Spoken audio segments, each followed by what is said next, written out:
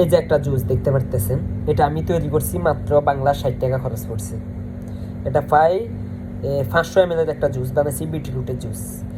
কিন্তু গতকালকে আমি একটা নামি দামি একটা ব্র্যান্ডের একটা জুস খাইছি, সেম জুস, কিন্তু এতটা জঘন্য হয়েছে যেটা আমি বলি বুঝাইতে পারবো না। আমি বাংলা 370 টাকা দিয়ে একটা জুস কিনে খাইছি, যেটা এই দেশের 1,200 টাকা ওমানের। আর এটাই আমি মাত্র 200 পয়সার বিটরুট কিনে জুসটা বানাইছি।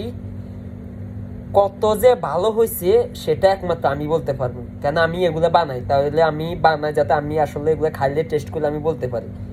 আমি তারপরে অনেক দোকানের অনেক কিছু কিনে খাই, যেটা টেস্ট করার জন্য কেমন, যে আমার থেকে ভালো কিনে নাকি আমার থেকে আসলে নর্মাল।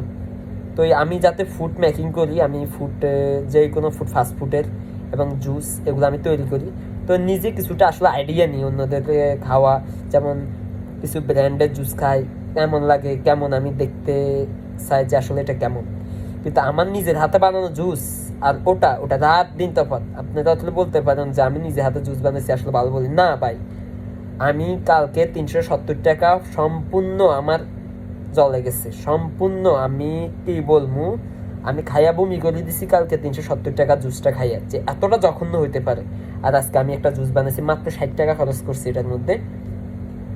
দেখেন, সেম জুসটা আমি মাত্র 70 টাকা খরচ করে বানাইছি। এটা অনেক অনেক অনেক অনেক ভালো হয়েছে, যেটা আপনাদেরকে আমি বলে বুঝাইতে পারবো না।